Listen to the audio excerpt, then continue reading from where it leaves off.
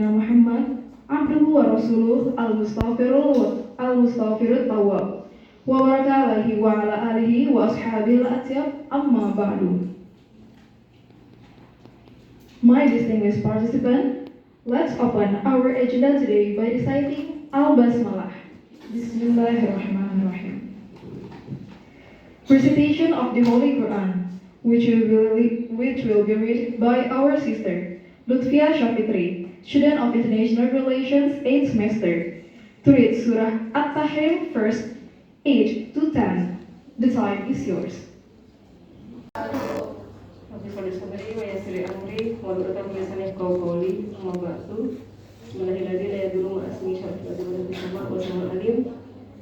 Alhamdulillah, pagi ini kita bisa melaksanakan agenda yang sudah kita rancang sedemikian rupa dan kita persiapkan.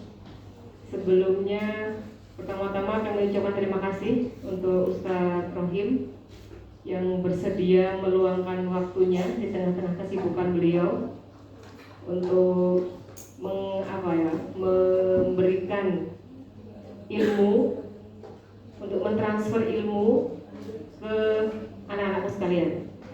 Tapi sebelum saya mulai, artinya ini selain HI ada nggak di sini yang masuk, yang ikut? Oh ada. Ada berapa orang? Bisa angkat tangan? Oh banyak ya. Nah berarti yang HI ini ada mana ini?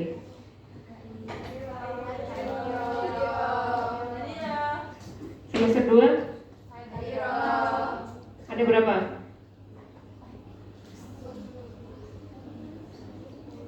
Saya hanya berpikir kalau misalkan ini acaranya di aula baru, kayaknya seperti rumah kosong ya. Banyak. Dari 51 ya.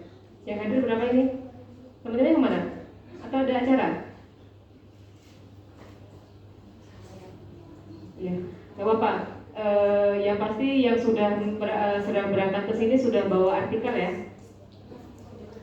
Insya Allah ya, memang yang sudah siap untuk kita coach di hari ini. Ya, acara ini sengaja memang kita laksanakan untuk menggugah kembali, menginisiasi kalian juga bahwasanya mahasiswi itu tidak hanya belajar di kelas, tidak hanya belajar kemudian ujian, UTS, UAS selesai.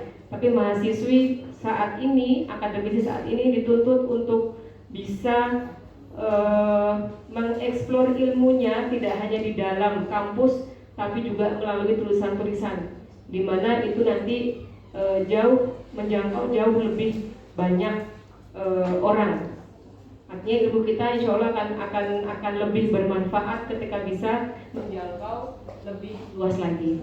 Nah di sini hari ini kita akan membahas terkait dengan training dalam menyusun karya ilmiah, terutama jurnal, supaya kita ini berteman dengan jurnal.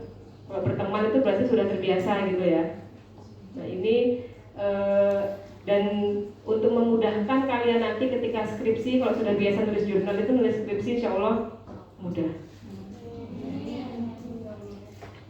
Saya tidak berpanjang-panjang waktu supaya nanti bisa segera kita mulai, maka kita bersama-sama mari kita buka acara ini dengan membaca Al-Basmalah. Syukron. Assalamualaikum warahmatullahi wabarakatuh.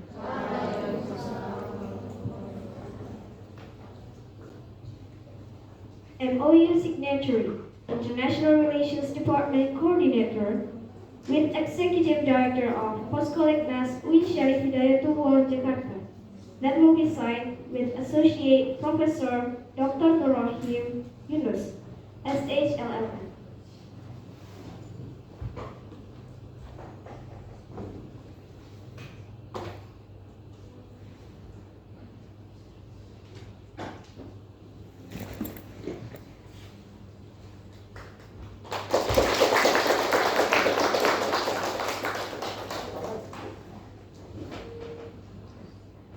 Acara atau tatanan sekolah?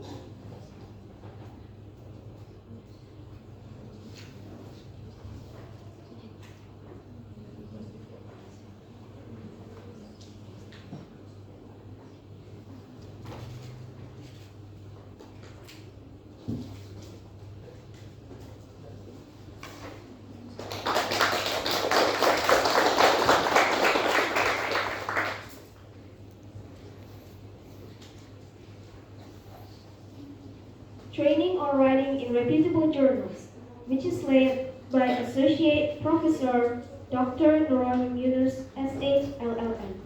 With all due respect, please welcome.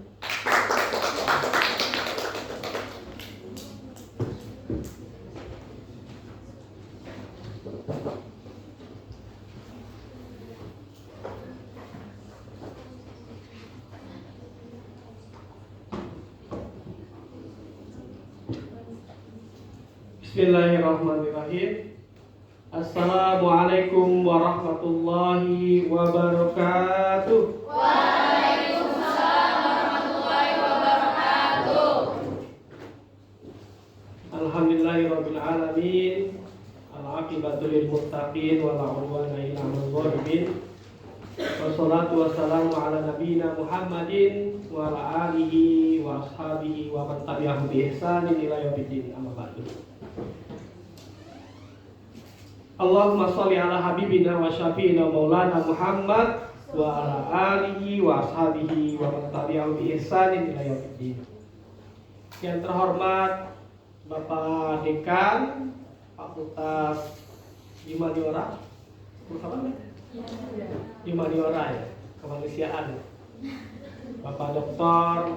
Abdul Latif, ya, teman saya, ada beliau di Islamabad, Pakistan dulu, S2-nya bareng Ustaz, bareng saya. Ya. Cuman beliau datang dan pulang duluan. Karena Ustazah Ida juga sama di kelas saya, datangnya terakhir setelah saya, pulang duluan. Karena di Islamabad itu kuliahnya cuma 2 tahun Ustazah ya. Kalau kita dulu ngambilnya Syariah and Law, harus ngambil S1 dulu, LLB lagi. SH, LLB ya, hukum lagi sayanya, LLB baru LLM, itu pun nambah lagi, ya, jadinya 5 tahun kuliahnya, S2. Tapi sekarang udah tidak seperti itu lagi sekarang. Syariah and Law, tulis tesis juga, ya, gitu. Jadi lebih lama. Nah kemudian yang terhormat juga ada dosen lagi, ibu dosen ya, ibu dosen, ibu siapa? Ibu Yuli. Bu Dwi, yang terhormat Ibu Dwi, Ustazah Dwi, Ustazah Ida, gelarnya nggak saya sebut, takut salah. Ya. Kemudian dan anak-anak semuanya, mahasiswi di Universitas Darussalam Gontor. Ya. Pada kali ini saya untuk kedua kalinya saya diminta untuk hadir di Mantingan ini di Unida untuk sharing menulis, ngompori kalian supaya mau jadi penulis. Ngompori kalian supaya nanti kuliah S2 ke luar negeri dan modalnya hanya bisa nulis, bukan minta ke orang tua, tapi dapat penghasilan dari menulis. Itu tugasnya saya di tugas oleh Bu Ida. Biasanya Ustadz saya ngompori dosen-dosen yang sudah doktor. Ini pesertanya doktor semuanya biasanya. Ya. Oh, ini kan belum doktor. Ya. Calon doktor, amin. Biasanya calon doktor yang menjadi pesertanya. Ya. Kemudian Merekanya diajari untuk supaya cepet-cepet guru besar, profesor. Ya. Kalau Ustadz Rohim belum profesor, belum, baru pulang dari Rusia, jadi belum masih calon profesor, insya Allah. Amin ya Allah. Dan kalian insya Allah sudah hadir di sini, yakin semua yang jadi profesor semua. Amin. Ya, yang penting terkompor aja. Terkompor itu bagaikan duduk di atas tungku, kita di bawah ini kompornya, ya. Oke anak-anak semuanya, ini contohnya. Nanti kalian memang harus di PHP dulu, ya, PHP-in dulu. Oh ya, berarti saya hadir sini nanti akan punya buku untuk PHP-nya, ya. Masalah nanti jadi buku tidak buku tergantung kalian juga, tergantung diri kalian, ya. Nah ini contohnya, ini buku kompilasi monograf namanya kalau saya nyebutnya, karena buku itu ada 3. Pertama buku ajar. Buku ajar itu contohnya kalian tulis misalnya buku tentang hubungan internasional, dicetak di Gramedia, di Perenada, di Raja Wali Press, di mana lagi? Yang besar-besar ya. Nah itu biasanya dia dijual nasional, buku ajar dipakai kuliah. Buku yang kedua adalah buku referensi, contohnya kalian tulis tentang dakwah kaum Hawa misalnya. Ya, itu buku referensi. Nah, buku referensi lain misalnya nulis buku tentang ini, misal negara dalam dinamika politik internasional, judulnya tapi ditulis oleh sendirian atau 2 orang dosen. Nah, itu menjadi referensi. Dan yang ketiga adalah buku monograf. 3, buku monograf itu ada kompilasi dari artikel-artikel jurnal yang kalian publish, ya. Kemudian dikompilasi jadi 1 buku. Ya. Tema besarnya tentang politik internasional. Ditulis oleh mahasiswinya Ustazah Ida. Ya. Mahasiswinya Ida saya bacakan apa ya? Atau ada nggak di sini? Kayaknya nggak ada lah. Anak putra semua ya. Iya, putra. Piani Nur Malasari. Ada nggak di sini? Udah alumni selesai ya. Yang lainnya putra semua, Torik Nabil, Syaril Adi. Iya. Ya, ini aja yang lainnya putra semuanya. Ya, nah ini contohnya. Jadi jadilah buku kompilasi namanya monograf. Jadi monograf, buku referensi, buku ajar itu masuk buku non fiksi. Ya. Kok non fiksi? Fiction. Fiction artinya menghayal. Ya, yang tidak menghayal. Berarti nulisnya ini pakai referensi, pakai rujukan, tapi tidak jiplak, tidak plagiat. Contohnya kita nulis skripsi, disertasi, tesis, itu namanya buku ilmiah non fiksi, tidak fiksi, tidak fiktif. Ya. Tapi kalau masuk kamar mandi, nulis di masjid aja, di masjid nulis sendirian, menghayal tanpa referensi jadi novel, itu namanya apa? Buku fiksi. Pakai rujukan nggak? Pakai referensi nggak? Referensinya hayalan. Andai aku presiden, misalnya. Seandainya aku alumni Gontor, misalnya. Maka mungkin aku tidak jadi mahasiswi Unida. Karena bosan katanya. Iya. Tapi ada nggak di sini yang alumni Gontor Putri? Plus, pengabdian, terpaksa pengabdian, nantinya kuliah di Unida. Sama kayak Ustaz dulu, sama. Ya, dulu Ustaz alumni Gontor, pengabdian di ISIN. Pengabdian di Gontor 1, ya Gontor 2 dulu sempat, Gontor 1, kemudian kuliah diisi dipaksa setahun dan semester 2, cobain ke ikut daurah ke Madinah, gak lulus, ya, gak lulus, akhirnya sudahlah mau ke Leiden, gak nyampe TOEFL-nya, dulu ada ambisi di luar negeri, pokoknya harus luar negeri, ya, bukan bebas pengabdian bukan, ya, akhirnya tahun kedua ya sudahlah. Lanjut aja semester 3, 4, apalagi sudah ditaruh di pengabdiannya ke dalam di Gontor 1 di yayasan, kemudian dipindah ke ISIN Azhar, sekarang Unida ya. Sekarang nggak ada ISIN Azhar itu ya sekarang ya. Robitoh ya. Kemudian baru taruh di ISIN Siman jadi staf. Wah keren tuh jadi staf ya. Padahal bagian-bagian cuma nyiapin minum dosen-dosen dulu ngajar ya. Tapi seneng sekali. Iya. Pengabdian, dulu pengabdiannya gitu. Jadi staf ISIN. Jadi dulu jadi stafnya Ustadz Nur Hadi Ihsan. Ustadz dulu Mbak Warek duanya Ustadz Masudi Sobari, ya, bagian bendaharanya. Di Warek 2 itu bagian keuangan. Jadi Ustadz bagian bendahara isipnya, Unidanya. Ya, dekat sama beliau. Ya. Dengan dulu rektornya Pak Imam Subakir almarhum. Ya. Begitu.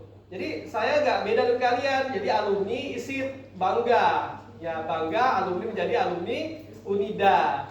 Karena Unida ini kelasnya internasional. Ya kalau sekarang nggak jadi UIN Jakarta. Kalau ditanya di UIN Jakarta alumni mana? Saya alumni S1-nya di Gontor, di ISIP Gontor atau Unida. Keren ya, internasional. Jadi kita bagaikan kuliah di luar negeri, nggak di sini. Di luar kan, di luar negeri sekitarnya, tengah-tengah sawah, mewah. Sampai dicantolkan sih, bisa nggak? Pakai slide kan supaya nggak ngomong kemana-mana. Nanti saya cerita kemana-mana. Jadi saya Nur Rohim Yunus, S1 di sini, kemudian konversi hukumnya berapa 2 kali. Pertama di LLB, ngambil S2 LLM, ngambil LLB, kalau gelarnya juga sama bisa LLB karena ada bagian teman yang ngambil S1-nya diambil lagi. Ya, didapat ijazah juga. Baca nggak? Nah, baca ya. Nah, kemudian waktu saya pulang ke Indonesia setelah S2 di Pakistan LLM, kemudian setelah itu pulang jadi daftar dosen di UIN Jakarta, awalnya di Mahkamah Konstitusi, tapi nggak lulus. Ya. Hidup itu kan begitu ya. Kegagalan adalah kesuksesan ya. Daftar di MK Mahkamah Konstitusi sebagai staf bagian penulisan peraturan perundang-undangan, nggak lulus. Ya. Hanya masuk UIN dosen hukum tata negara masuk ternyata. Jadi dosen PNS HTN hukum tata negara. Kemudian setelah 10 tahun ngajar di UIN Jakarta, lanjut beasiswa S3 di Rusia. Pakistan dari negeri ekstrim kanan ke ekstrim kiri. Dulu sama Ustazah Ida kalau pulang-pulang kita dicek teroris nggak ya ini katanya. Dia dari Pakistan. Tapi sekarang pulang-pulang dari Rusia komunis nggak ya?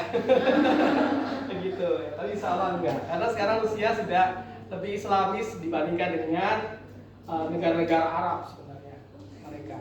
Bahkan timur jauhnya yang dalam hadis dikatakan sayati apa tuh? Apa kejayaan Islam? Enggak apa hadisnya. Kejayaan Islam dari timur jauh, mereka mengatakan timur jauh itu bukan Indonesia tapi Rusia. Rusia timur jauhnya itu Vladivostok dekat Jepang. Mereka meyakini kalau kejayaan Islam itu akan timbul dari Rusia. Bahkan sebagian mengatakan yang akan menyerang Israel itu, Yahudi itu sebagian adalah orang-orang Rusia pasukannya. Kan sudah mulai tuh masuk ke Syria, Rusia. Sekarang masuk Ukraina juga sama. Ya, tapi bukan menghalalkan ekspansi, bukan, tetap namanya ekspansi ke negara lain itu tidak boleh. Ini kajian HI kan nggak boleh kan? Perang itu apapun bentuknya tidak boleh, humaniter Islam. Tetap kita tidak mengatakan tidak boleh. Oke, masuk ke materi. Materi. Jadi, kita akan belajar bagaimana menulis. Karena ada semester 2 kan? Ada yang semester 2, angkat tangan semester 2. Di sini kayak ada anak saya kan? Ada nggak anak saya di sini? Dila. Anaknya Ustaz Saifuddin ada nggak? Oh itu Dila, itu anak saya tuh, udah gede. Itu masih bayi. Ya. Jadi kalau saat nikah seperti bapaknya, anaknya kayak gitu pesannya. Ya Dila. Ya, dan semester 4, angkat tangan. 4, banyak. Oh banyak semester 4 ya. Oh Dila semester 4. Udah lama ya di sini. Ya. Kemudian semester 6. Di Jakarta kumpulnya. Ya, semester 6 sudah nulis skripsi belum ya? Semester berapa nulis skripsi? 7. 8. Kalau di UIN Jakarta anak-anak semester 7 itu sudah harus nulis skripsi. Ya. Jadi 3 tahun setengah mereka harus sudah wisuda. Dulu urusan di Unida itu ISIP dulu ya. Itu wisuda semester 7. 7 akhir 8 tuh wisuda. Itu kakak kelas, ya. Kakak kelasnya Ustaz Adib, itu kakak kelas Ustaz Itu ikut wisuda sama beliaunya. Alasannya staff. Jadi pas terakhir mereka kumpul di hall untuk syukuran S1, Ustaz ngajukan sidang skripsi. Ya pengujinya ya waktu itu Ustaz Wahyudi Bakri. Pembimbingnya udah meninggal. Ustaz apa ya, Sob? Lupa saya. Ya. Oke, nggak apa-apa. Jadi materi kita adalah bagaimana menulis. Kalau di judul ini begini, Training on Writing and Irrefutable Journal. Ya. Jadi menulis di jurnal yang bereputasi. Ya.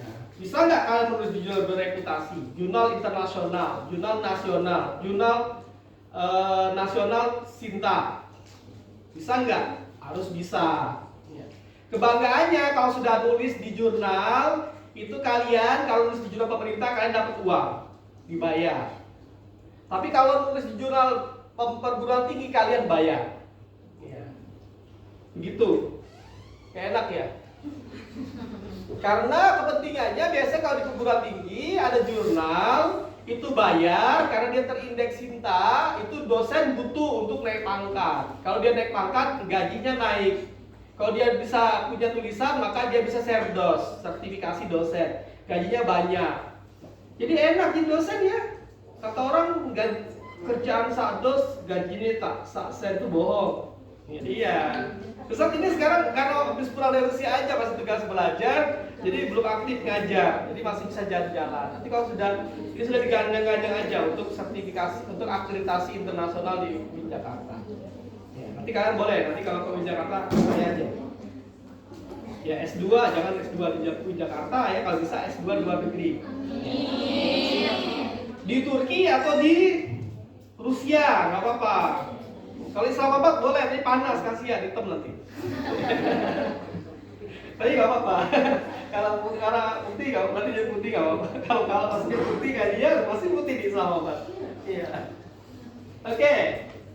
Nah kita dari awal ya kita bagi beberapa hal ya tentang pelatihan ini. Pertama kita akan belajar terkait bagaimana menulis artikel dasarnya. Yang kedua, bagaimana kita mereview tulisan. Karena sudah tulisan nanti kita bedah, ya.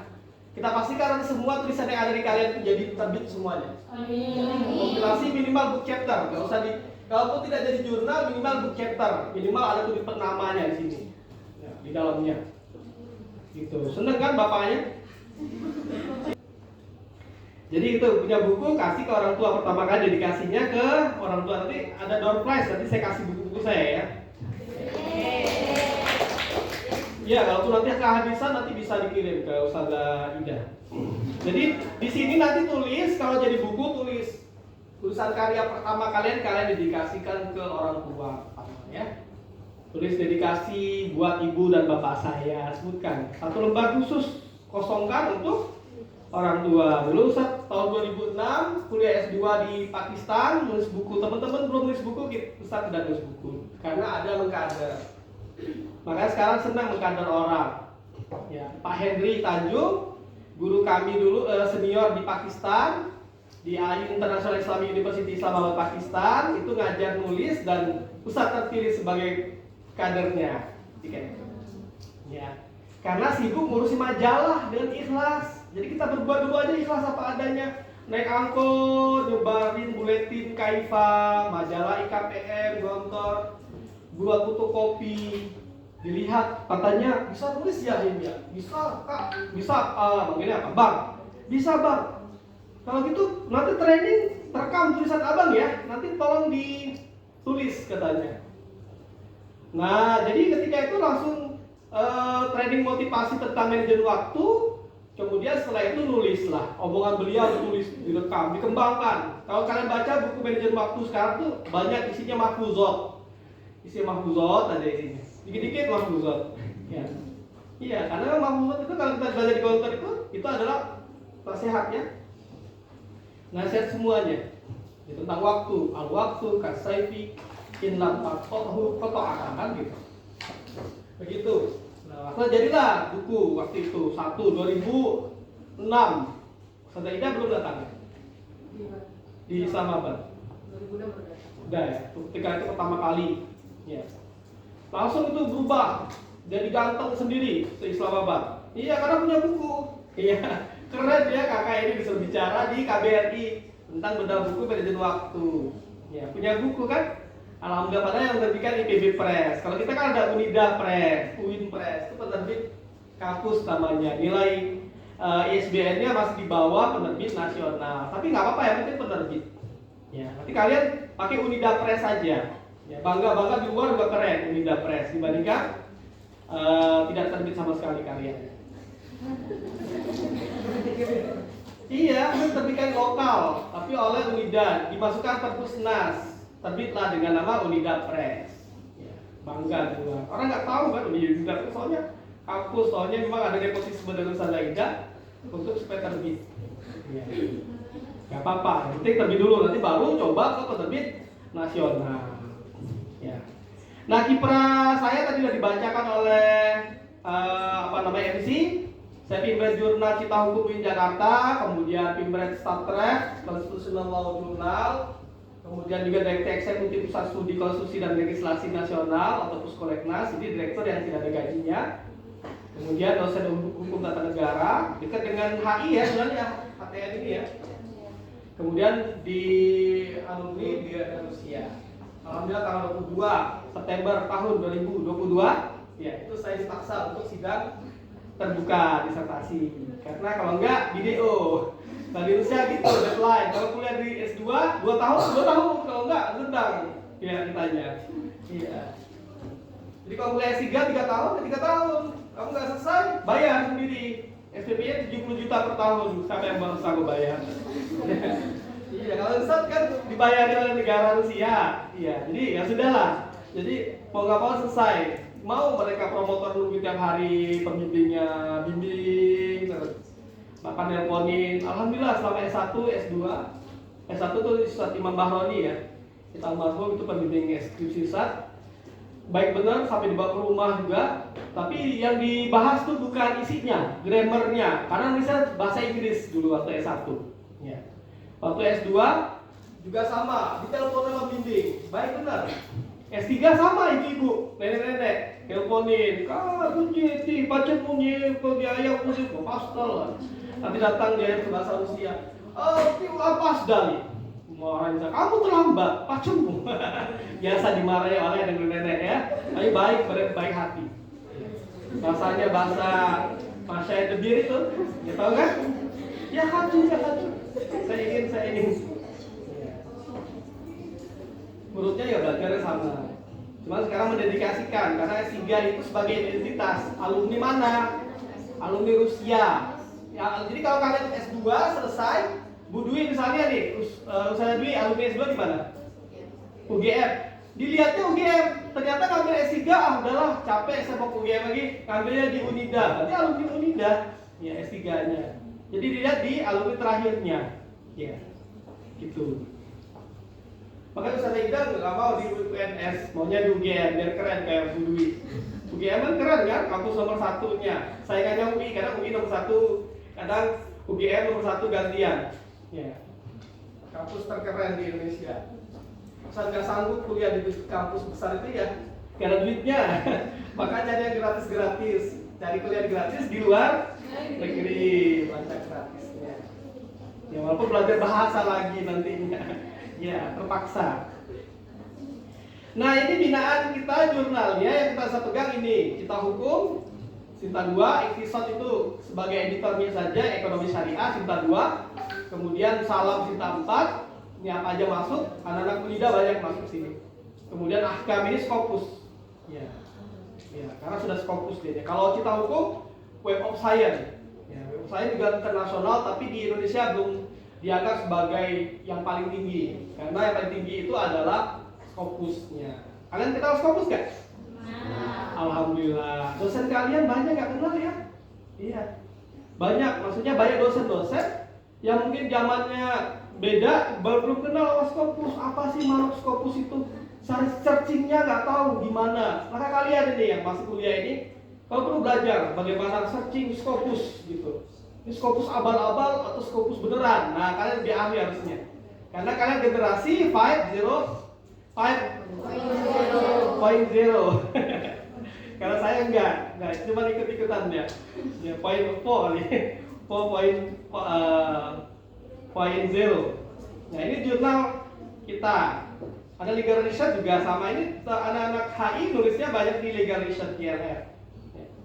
Karena di sini kan monograf, maka diterbitkan dulu di jurnal, berarti dikasih keterangan di sini supaya jujur pernah diterbitkan dan dikembangkan oleh penulis di jurnal.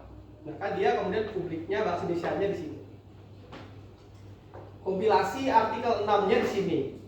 Ini namanya monograf. Secara hukum sah dianya karena monograf.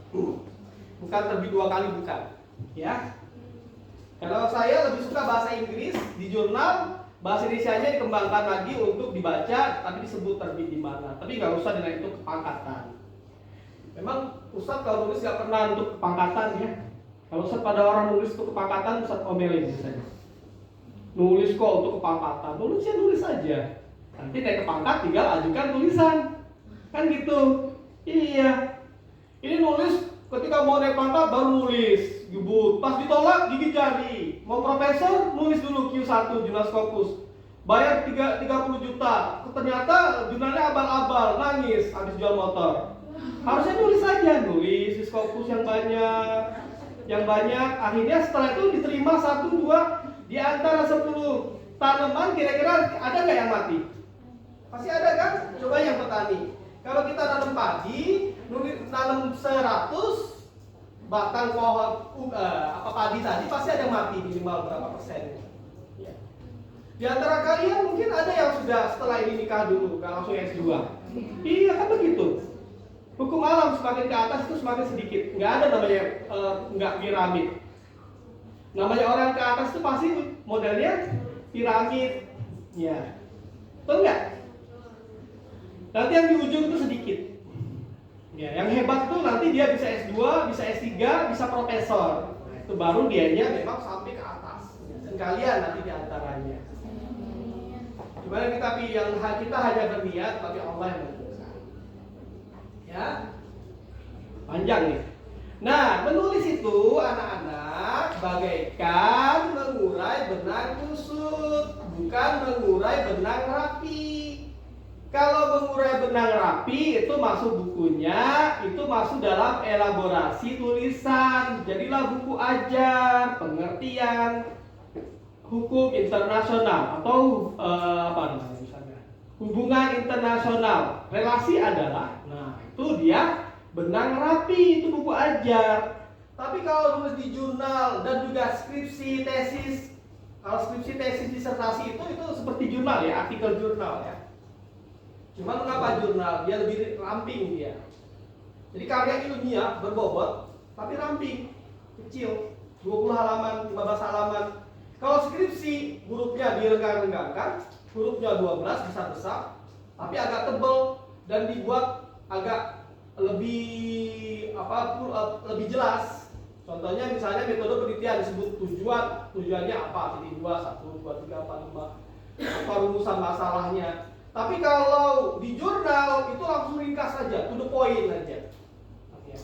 Judulnya kalau tidak ruwet ditolak. Misalnya biasa dalam tulisan orang ya tidak ruwet tulisannya. Ya. Nah, bagaimana? Jadi kita itu menulis itu kan mengkritisi masalah. Jadi dengan benang kusut itu kita urai, maka berarti kita mengkritisi masalah, mencari mana sih celahnya. Kadang-kadang salah tarik, akhirnya tambah ruwet. Ya. Orang punya masalah diajukan kepada orang yang tidak paham, bukan malah selesai masalahnya, tapi tambah ruwet karena dia tidak paham masalah. Kalian bukan orang HI, tapi nulis tentang ekonomi, itu menyelesaikan masalah nggak? Tidak, kecuali kalau menulisnya tentang kondisi ekonomi di negara-negara BRICS misalnya. Baru itu maksudnya relasi antar negara BRICS tadi. Apa tuh BRICS? Siapa yang tahu BRICS? Angkat tangan. BRICH. Nggak salah. BRICS. Bu dosen nggak boleh, bu dosen. Bu Dwi. Iya, tahu pasti dia aja. Ya, anak kalian peserta. Dapat hadiah nanti. Hadiah buku sekarang langsung dikasih door prize. BRICS. Ya. B. Brazil. Rusia. Hah? BIRI-nya? India. C-nya? China. S-nya South Africa. Masih ada buku saya kuning. Kasih langsung hadiah. Kasih dipegang bukunya, jangan lihat covernya. Tapi boleh pegang. Covernya putus saya. Pas aja bukunya nggak usah diserah terima. Kata, oh iya, saya kasih ya. Nah ini hadiah. Nanti tulis begitu ya. Oh di foto. Oh dokumentasi. Gini. Nih. Ini kan belum resmi. Ya. Ya. Foto. Siapa namanya? Intan dari? Enggak, dari negara mana? Apa? Oh jauh. Blitar. Ya. Mati lampu nggak apa-apa. Jadi tadi contohnya, jadi nulis artikel jurnal itu bagaikan mengurai benang kusut. Jadi ada benang kusut, kita urai, cari celahnya mana. Setelah dapat celahnya, kita bentangkanlah masalahnya. Ya. Nanti akan timbul pertanyaan-pertanyaannya. Kalau anak HI akan bertanya bagaimana hubungan antara benang, bagaimana hubungan antara ujungnya. Ya. Ada intervensi asing tidak dalam membuka benang tadi? Begitu. Maka itu maksudnya dia HI. Tapi kalau hukum mengatur bagaimana cara atau aturan negara dalam mengurai benang. Contohnya, jadi apapun bisa dikait-kaitkan ya, itu temanya ada. Enggak apa, mati lampunya, enggak apa-apa, jalan aja. Paling nanti kan kegerahan kan? Iya, kasih kegerahan, pakai jilbab, kalau saya besar enggak apa-apa. Ya, jadi begitu. Jadi pertama itu, yang kedua, jadi dalam menulis itu melatih nalar. Kita punya nalar dan nalar kita itu sudah ada sebenarnya. Cuman bagaimana melatih nalar kita supaya kemudian kita itu setiap momen masalah itu kemudian kita urai. Dan ketika kita urai, kita cari solusi, bukan malah memprovokasi. Ya. Dicarikan solusinya. Setelah dapat solusi, nanti kita sampaikan kepada publik untuk dibaca. Jadi menulis artikel itu bukan untuk keren-kerenan, enggak usah untuk keren-kerenan. Apalagi nulis artikel jurnal untuk keren, salah. Untuk dapat uang, salah. Untuk dapat kesepakatan duit, nggak boleh. Untuk apa lagi? Untuk laporan BKD, Serdos, nggak boleh juga. Nulis ya nulis. Yang pasti nulis itu untuk dakwah kolam, untuk dakwah, untuk penyebaran ilmu. Makanya kalau kalian lihat Ustadz di Sinta atau di Google Scholar seabrek-abrek tulisan-tulisan itu, maka setahun targetnya 52 artikel. Satu minggu satu artikel. Ya. Maka disebut original, orang gila jurnal katanya. Iya. Saking banyaknya buku aja sebenarnya target 2022 ini 10 buku sebenarnya. Tapi gak kekejar aja karena sibukan ternyata. Tapi baru tahun ini alhamdulillah sudah terbit 3. Bila tahu tuh, karena kalau bilang ke kantor Ustadz dia, Ustadz bukunya banyak Ustadz ya? Iya banyak, baca aja. Jadi Ustadz juga pengabdian di mertua, beliau pimpinan pondok pesantren di Darul Naim Yapia. Bila termasuk alumni Darul Naim Yapia, Parung Bogor. Guru-gurunya adalah mereka yang kuliah di UIN Jakarta. Mereka kita carikan beasiswa kuliah di UIN Jakarta. Ya, tapi kalau kalian UNIDA aja, nggak usah pindah. Kalau itu pindah ke UIN ya, nggak usah. Sini aja, ini internasional. Kalau sana kampus negeri, kalau sini kampus luar negeri, cuma di Indonesia. Ya, kalau UGM kampus negeri. Iya, UGM itu kampus negeri, tapi masih di Jogja. Kalau kita luar negeri di kebetulan di tengah sawah. Iya kan itu bahasa Inggris kan? Nah jadi melatih nalar kritis. Jadi yang kita latih itu nalar kita. Jadi ketika kita menemukan suatu masalah, maka kita carikan apa masalahnya, pangkalnya apa, penyebabnya apa, dan solusinya apa. Ya. Jadi kalau misalnya kalian sudah terbiasa punya nalar kritis, dapat berita hoax, kalau kan nggak boleh pegang HP kan? Hoax. Dapat berita hoax atau hoax, terserah, se-Inggrisnya tuh. Nah kemudian kalian bisa mengkritisi ini tidak benar. Kalau tidak benar berarti kita ambil nggak? Jadi tabayun, idza ja'akum fasikun binaba'in fatabayyanu. Kalau ada orang fasik datang, fasik itu rusak agamanya, maka kita harus menjelaskan. Kita harus kritisi, tabayun. Ya. Buka aja panas matanya. Matanya panas. Oke, tahapan mulai menulis. Kalau lihat di slide-nya, ini tahapan memulai menulis. Yang pertama kita harus menemukan ide. Ya. Tapi ini mungkin kalian teori aja dulu, kata Ustazah Ida, teori dulu. Gak apa-apa, nanti kita praktek lebih masuk dibandingkan dengan teori. Tapi kita harap ada prakteknya. Satu artikel nanti kita buka, kita perbaiki. Ini teori dulu aja. Pertama, kiat pertama yang menulis. Kiat pertama, temukan ide masalah. Ide masalahnya apa? Tadi misalnya hubungan konflik Rusia-Ukraina. Kira-kira siapa yang bisa menjelaskan konflik Rusia-Ukraina? Apa sebab? Silakan berdiri. Jangan nyebut, tapi penulis tidak boleh nyebut saya pro Ukraina, saya pro Rusia, nggak boleh. Itu tidak adil. Penulis harus adil. Mentang-mentang dianya mau kuliah di Rusia, terus belain Rusia, nggak boleh. Mentang-mentang dianya apa namanya? Iya, dia nggak boleh ke ininya.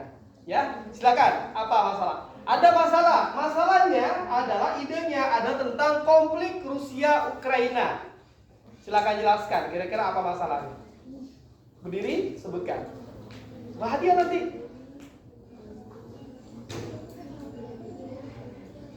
Malu ya? Apa kira-kira satu konfliknya? Moderator apa? MC? Ini Ustaz. Oh, iya, oh ya. Kalau dapat hadiah kalau angkat tangan. Kalau MC nggak dapat hadiah. Ya, silakan. Apa masalahnya? Wilayah, Ustaz. Wilayah. Jadi kalau dilihat dari teritorial itu Ukraina itu masuk ke wilayah Rusia gitu. Jadi Rusia atau Ukraina, tapi Ukraina ini ingin melepaskan dari Rusia. Rusia kalau dia ini negara anak gitu. Ini jadi dia itu nggak mau melepaskan Ukraina dan Rusia gitu. Kalau Ukraina melepaskan Rusia, Ukraina ini bakalan gabung sama Amerika gitu. Jadi jadi kan udah sering dilakukan diplomasi antara dua negara itu. Jadi Rusia sama Ukraina ini udah sering dilakukan diplomasi, tapi yang kalau yang Anda baca Ukraina ini yang ingin melepaskan diri dari yang ini wilayah Ukraina sendiri dan Rusia sendiri gitu, bukan Ukraina ini masuk ke wilayah Rusia gitu, bukan dari wilayahnya Rusia gitu. Oke, kelompok A, kelompok B, silakan. Seperti perebutan wilayah Danzig di Polandia dengan Jerman, Ustaz. Nah ini tapi di Rusia ini kan di Ukraina itu wilayahnya Crimea. Nah itu tuh dulu sempat menjadi salah satu wilayah Rusia. Namun sekarang pihak dari Crimea itu ingin memisahkan diri dari Ukraina dan memerdekakan diri untuk ikut ke Rusia. Ya, siapa yang mengasihkan Crimea kepada Ukraina? Yang ngasih wilayah Crimea ke Ukraina siapa presidennya? Waktu itu. Yang paling baik hati. Oh iya, nggak tahu. Tahu saja, Ya, Pak. Presiden Nikita Khrushchev. Oke, ada lagi analisisnya. Analisisnya ini ya, analisis siapa namanya? Mia, ini Safira, Ustaz. Sabira. Ada lagi analisis yang lain? Ya, analisis yang berbeda. Mungkin karena perebutan wilayah, Ustaz. Karena di setelah kedua kan Uni Soviet kan kalah. Terus Ukraina kan pertama keluaran kedua kan dia dari Uni Soviet.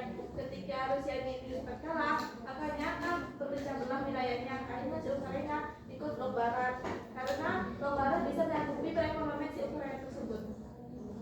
Jadi gambarannya Ukraina itu bagaikan Irian Jaya gitu ya, Irian Barat, Papua gitu ya. Oke, nggak apa-apa. Analisis. Ada lagi analisis yang lain? Kita buat tulisan tadi tentang konflik Ukraina Rusia. Ya, jadi artikel. Ini kan kalau awal-awal begini, Mia, siapa lagi ini namanya? Safira, satu lagi siapa?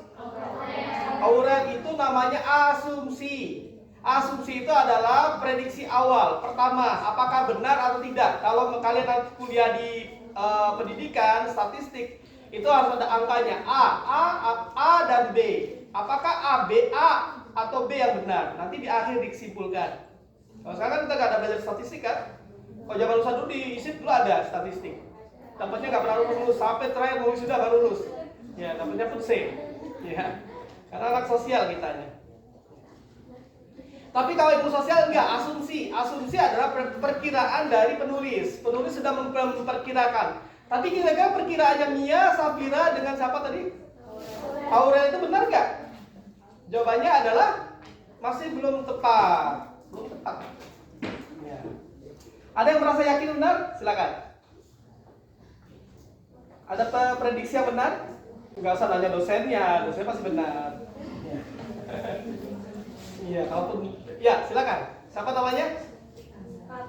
Ratna. Ya silakan Ratna. Sama seperti yang dikatakan oleh Eugenia, bahwasanya Ukraina akan bergabung dengan Amerika. Yang mana kalau menurut prediksi saya pribadi, ketika Ukraina bergabung dengan NATO dengan Amerika, Amerika ini kan musuh terbesar Rusia. Jadi jadi dengan kata lain, ada pangkalan kecil di dekat Rusia ketika Ukraina nanti bergabung dengan Amerika. Ya, ada benarnya, ada tidaknya. Benar, hampir benar. Tapi sebenarnya Amerika itu bukanlah aktor utama di depan, tapi dia hanyalah di balik NATO. NATO adalah aliansi militer bentukan dari Amerika. Dan dulu Rusia namanya Uni Soviet membawahi wilayahnya termasuk Ukraina, Latvia, Lituania, kemudian apalagi Georgia, termasuk Asia Tengah, seluruhnya adalah wilayah dari Soviet. Soviet itu komunis dulunya. Kemudian tahun 1991 bubar karena Gorbachevnya pingin menjadi negara demokratis, tidak lagi komunis. Maka kemudian otomatis mereka yang tidak lagi merasa Soviet pingin misahkan diri termasuk Ukraina. Ya. Maka berdirilah menjadi negara 15 negara terpecah dari Uni Soviet, Rusia sendiri. Wilayah Rusia itu namanya Soviet Rusia, Soviet Ukraina. Jadi bukan seperti Papua, bukan. Konfliknya lebih kepada multilateralisme. Apa itu multilateralisme? Lawan dari bilateralisme itu dua. Ya. Tapi multilateralisme ini sedang saya buat bukunya. Ya. Jadi saya juga termasuk Rusianis. Maka kita sebagai alumni itu punya semacam namanya lembaga think tank antar teman-teman alumni Rusia, membahas tentang Rusia, tapi tidak harus adil ya, maka saya bahas multilateralisme Rusia di hubungan Rusia dengan aliansi-aliansi lainnya. Banyak aliansi Rusia ya sebenarnya. Panas ya? Oh saya nggak panas, hangat aja, jangan ngomong ya. Oke, jadi itu, jadi dari masalah konflik Rusia itu kalian mendapatkan ide. Jadi ide untuk membuat tulisan. Judulnya nanti karena berani menulis tentang konflik regional Rusia Ukraina, berarti kalian harus memberikan solusi. Apa kira-kira solusinya? Kalau secara HI maka kita harus apa? Kalau orang HI maka dia akan mengatakan harus ada hubungan diplomasi antara Rusia dan Ukraina secara baik ya, diplomatik. Tapi kali ini enggak, mereka saling musuhan, enggak mau ngomong. Karena di negara-negara bekas Soviet itu ada namanya fobia Rusia. Ya. Jadi mereka anti dengan Rusia. benci sekali dengan Rusia itu. Ya. Termasuk yang wilayah-wilayah Asia Tengah ya, seperti Azerbaijan, kemudian Turkmenistan, kemudian Uzbekistan, itu banyak yang tidak suka dengan Rusia karena Rusia itu dianggap menjajah negara-negara dulu yang dicaplok oleh Soviet. Ya. Tapi Rusia sendiri tidak merasa sebagai penjajah. Kamu sekalian, Soviet itu penjajah atau bukan? Ya, penjajah. Ya. Karena dia mencaplok kantong Islam. Tapi ada hikmahnya juga, kantong Islam di Asia Tengah dicaplok oleh Soviet sampai Asia Tengah itu tidak ada lagi kan dalam peta dunia. Sampai tahun 91 kalian belum lahir mungkin. Ustaz sudah lahir, Ustaz gak kenal tuh Asia Tengah. Kok gak ada Asia Tengah ya? Taunya Asia Selatan. Ada satu Asia Tengah yang tidak dicaplok, yaitu Afghanistan. Itu pun perang dulu, mati-matian sampai Amerika bantu. Akhirnya Afghanistan masuknya Asia Selatan, tanya Ustaz Aida. Jadi Afghanistan itu wilayahnya bukan Asia Selatan sebenarnya, di Asia Tengah. Ya. Secara regional. Tapi karena dia tinggal tersisa, satu-satunya yang tersisa yang tidak dicaplok oleh Soviet, artinya dia masuk Asia Selatan. Asia Selatan apa aja? Afghanistan, kemudian Pakistan, India. Kan jauh benar. Ya. Bentuknya juga beda orangnya udah. Ya, orang Afghanistan putih-putih. Walaupun mereka dijemur di gurun tetap putih mereka nya. Yang Khan itu. Makanya ada Khan di India itu orang putih, itu India. Itu adalah orang Pakistan keturunan dari Afghanistan. Pakistan itu gabungan sukunya dari wilayah Afghanistan dan wilayah India. Kalau India Punjab, kalau yang Pakhtun itu dari Afghanistan sukunya. Yang lebih tahu Ustaz Aida. Ya. Saya juga tahu. Ya. Karena saya ingin tahu. Ya, jadi orang-orang HI itu ilmunya Ustaz ingin tahu semua. Karena suka penasaran gitu ya. Para penulis itu penasaran. Ya, alhamdulillahnya. Kalau dibilang orang HI tahu, kita bisa ikut berdebat dengan orang HI. Ya, untuk masalah konflik regional dunia. Bahkan Ustaz alhamdulillah dengan Ustaz Aida sempat terbit satu buku kompilasi tulisan tentang negara-negara dunia internasional. Sekarang aja Ustaz Aida selalu sibuk karena sudah menjabat sebagai dekan bayangan di sini. Maka kemudian susah dia tulis lagi. Nanti saya nunggu Dwi aja lah, Ustaz Dwi. Ya. Jadi menentukan ide tahapan pertama. Jadi ide itu harus tulis ya, dapat ide tulis poinnya. Bangun tidur pun kalau awal-awal begitu ya. Kalau sekarang Ustaz udah kebanyakan ide. Ya. Kalau kalian mungkin dapat ide tulis. Kalau sekarang udah seabrek-abrek, kadang-kadang orang ide Ustaz kasih aja idenya. Mau ide nggak? Gratis. Ya. Kalau dulu bangun tidur ide, bangun tulis pakai kertas, gelap-gelap langsung hidup lampu. Gitunya. Poin-poinnya apa ya saya menulis ini? Sampai di laptop komputer tulis bank ide, filenya kalau ada ide masukkan tanda ketik ide satu tentang apa nih, tentang apa, ya ada bank idenya. Kalau sekarang udah kebanyakan ide. Kalau orang kebanyakan ide itu apa namanya? Tulul amal jadinya ya. Tulul amal atau tulul amal? Jadi dia olah amalu bukan amal ya, amalu. Jadi terbanyak khayalan akhirnya. Dia saya pikir punya buku ini ya, pingin doang, ingin aja. Ya betul ya. Saya pingin punya apa nih. Tapi karena sibuk gak jadi bukunya. Iya, jadi tulul amal jadinya. Ya. Nah, yang kedua, buatkan pertanyaan sebagai rumusan masalah. Kayak tadi kan misalnya Nia memberikan argumentasi, Safira juga buat pertanyaan. Tadi apa pertanyaannya Safira kalau tadi jawabannya? Pertanyaannya dari jawaban ya. anak Ustaz. Dibalik jadi apakah Crimea ini Ustaz memisahkan diri dari apakah Crimea itu bahasa kerennya Safira kan? Apakah Crimea ingin memisahkan diri dari emaknya? Dari ibunya? Ya, kalau bahasa yang halusnya adalah apa indikasi disintegrasi Crimea terhadap Ukraina? Ya. Apa faktor pendukung disintegrasi Crimea? Atau mungkin apakah referendum Crimea legal secara hukum internasional? Itu masuk pertanyaan. Jadi berani berargumentasi, berani membuat pertanyaan, dan pertanyaan itulah yang diurai. Ini apa pertanyaannya?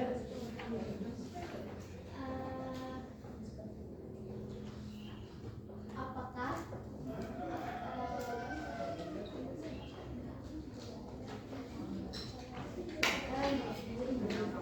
Ini kan workshop ya, ini training kan. Jadi kita harus timbal balik kan, nggak boleh diam.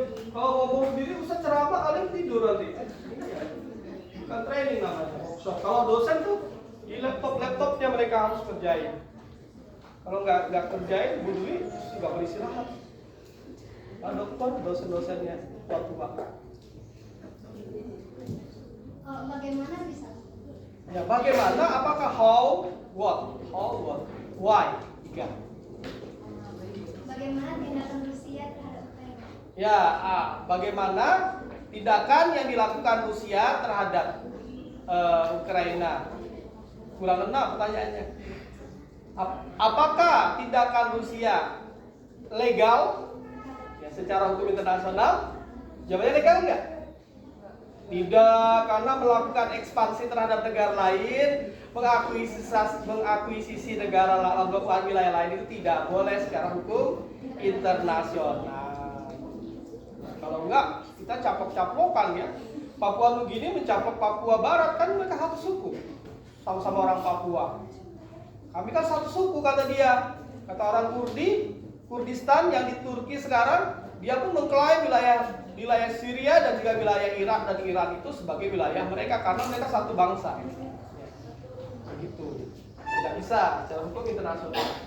Kiat kedua adalah membuat pertanyaan sebagai rumusan masalah. Kalau skripsi ada rumusan masalah enggak? Ada. Cuma dia lebih letterlock dan jelas. Rumusan masalah 1. Apakah? 2. Bagaimana? 3. Mengapa? Nanti tujuannya ditulis juga. Tujuannya untuk mengetahui. Tapi kalau artikel nggak usah, to the point aja. Pertanyaannya nanti dibuat satu paragraf. Tapi dia akan menjadi suatu dasar memberikan jawaban. Nah, kalau pertanyaan tadi muncul, maka Nia tadi awal tadi sudah memberikan jawaban. Itu namanya asumsi. Asumsi itu bisa benar, bisa salah. Tapi paling tidak kita sudah berasumsi. Daripada nggak punya asumsi, diam aja. Ya sariawanan tadi diam. Nggak pernah ngomong. Karena mengapa orang suka sariawanan? Karena dia nggak pernah ngomong. Kali mulutnya busuk kan?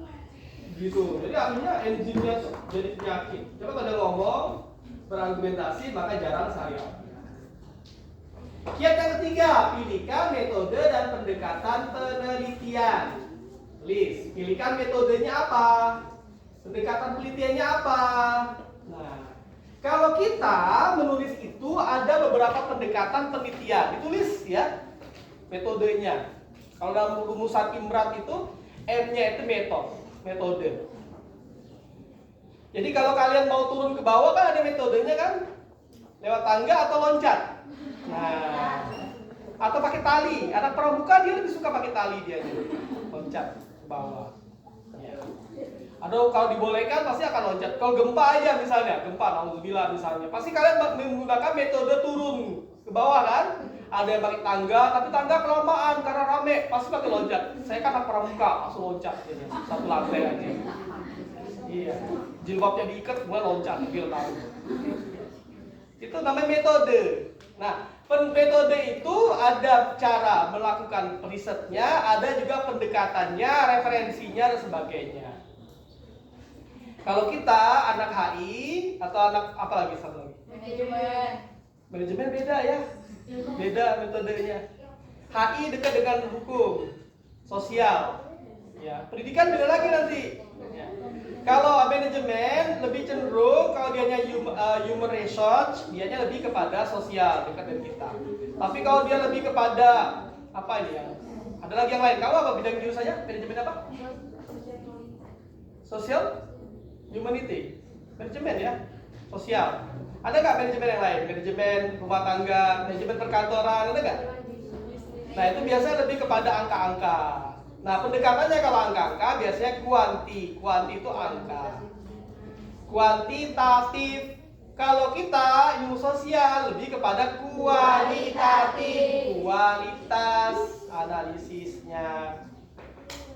Maka referensinya bisa dengan buku-buku referensi, atau dengan data-data, atau dengan wawancara. Wawancara itu penguat saja, jangan sampai nanya tentang Rusia kepada dosen apa? Nanya dosen Usuluddin, gak nyambung. Nanya referensinya, nanyanya tentang Rusia Ukraina kepada dosen HI, pasti baca dia data-datanya, mengapa analisisnya. Ya, begitu ya. Nanti disebut menurut Ida Susilowati dalam wawancara mengatakan bahwa Rusia berhak untuk melakukan ekspansi terhadap Ukraina. Ya. Karena alasan keberpihakan Ukraina terhadap NATO dan Amerika. Berbeda halnya dengan Ibu Dwi sama Dwi Susilowati, Dwi Ardianti, betul ya? Tapi nggak boleh tulis ibunya, nggak boleh ya, nanti ibunya nanti. Jangan ditulis ibu. Menurut langsung namanya.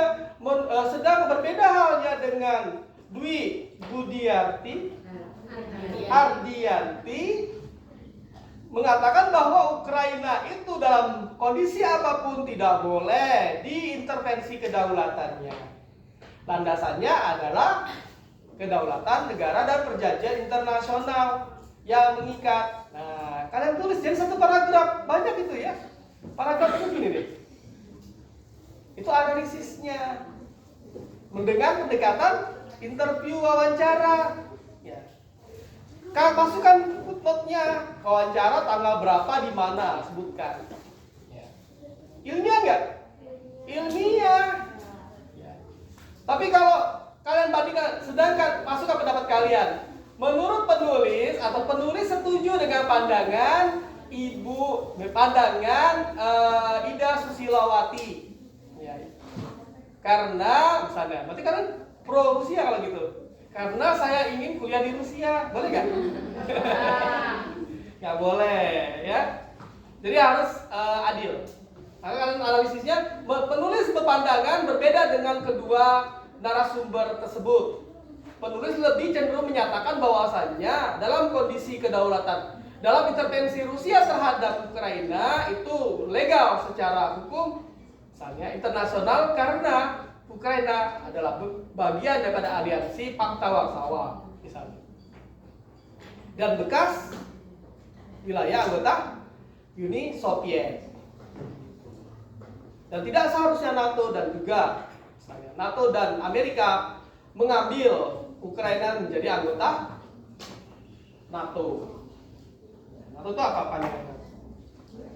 No action, talk only. Jadi metodenya banyak. Nanti kita latihan. Kemudian kiat yang keempat, mengembangkan ide gagasan dengan mencari referensi. Nanti saya tanya nih kiat 1 sampai 4 ke berapanya. Jadi mengembangkan ide gagasan dengan mencari referensi. Download referensinya kalian. Kalau zaman dulu ya, kalau dulu waktu kita di Islamabad, karena memang di Boholak ya 2007 itu. Ya, jadi dosen pusat metodologi penelitian itu nyuruh buat kartu digunting-gunting, suruh ke perpustakaan cari referensi tulis. Ada bukunya apa? Temanya dikasih masing-masing temanya. Berangkat ke perpustakaan tulis referensi. Kalau sekarang nggak perlu di toko itu ya, kartu-kartu itu. Yang sekarang kalian bisa cukup dengan foto atau kalian fotokopi atau tulis di lembaran, kemudian diketik di komputer, buat folder-foldernya, file-filenya, masukkan folder bab 1, bab 2, bab 3, bab 4. Kalau zaman dulu enggak. Jadi dimasukkan dalam di toko, nanti di rumah disuruh nyiapkan kotak-kotak kayak kotak amal itu. Bab 1, bab 2, bab 3, terus balik lagi, nyari lagi, masukkan lagi. Tapi logis sebenarnya. Zaman dulu nggak ada komputer, zaman kita ada komputer. Ya. Maka kalau sekarang, kalau mau tulis di jurnal internasional, kalian cari jurnal referensi dari internet, gak usah buku sekarang, internet dari jurnal, di-download PDF-nya, kemudian di-print, kumpulkan di atas meja, dibaca, ya. Dirujuk. Kalau zaman sekarang ada mengatakan rujukan itu alhamdulillah. Alhamdulillah. Ya. Ada yang katakan referensi itu bodyguard. Referensi itu bodyguard kita karena kalau menulis itu kitanya harus punya referensi penguat data kita. Kita punya bangunan, punya tulisan, kemudian kita carikan referensinya, dikuatkan bodyguard-bodyguardnya. Nanti kita praktek. Nanti tulisan kalian yang nggak ada referensinya, kita paksakan ada referensi. Kalau referensi bodyguard itu, kira-kira bodyguard itu harus sesuai dengan karakter kita atau tidak? Kita hobinya, ada artis yang dia hobinya shopping. Kira-kira dia punya bodyguard yang suka ke mall nggak? Yang mau jangan sampai dia bete, aduh ini katanya. Sama kayak orang mencari suami. Mencari suami, suaminya nggak hobi ke pasar ya. Bete dianya, nggak hobi jalan-jalan misalnya. Makanya ada istilah kufu itu ya. Kufu itu harus sesuai, jadi karakternya sama dia. Maka bodyguard itu harus sesuai. Jadi kalau kalian menulis tentang hubungan antara Rusia Ukraina, maka carikan referensi artikel jurnal yang dia berkaitan dengan artikel kalian. Ada internetnya? Wah, di internet saya. Nih misalnya ya. Jadi kita mau cari referensi, maka tulis di sini PDF, kata kuncinya PDF, kemudian jurnal, bahasa Inggris ya, jurnal, bukan jurnal, karena internasional. Kemudian Rusia, Ukraina, Ukraine, bahasanya bukan, bahasa kita Ukraina, tapi bahasa Inggrisnya Ukraine. Tulisannya Ukraine. Ya bisa ya. Nanti download. Sebenarnya tidak cuma langsung Google tidak ya, tapi juga ada nggak kualitas. Tapi juga ada yang memang kita ada Piranti khusus, nanti kasih Piranti mencari PDF. Nah, 15 artikel referensi dari jurnal terkait, simpan referensi dalam Mendeley atau susun dan tulis dalam daftar pustaka referensi, jadikan referensi sebagai bodyguard. Ya. Kader saya banyak yang S1 sudah punya buku. Termasuk ini nih, yang buku bukan lidahnya, penulisnya dalamnya tuh.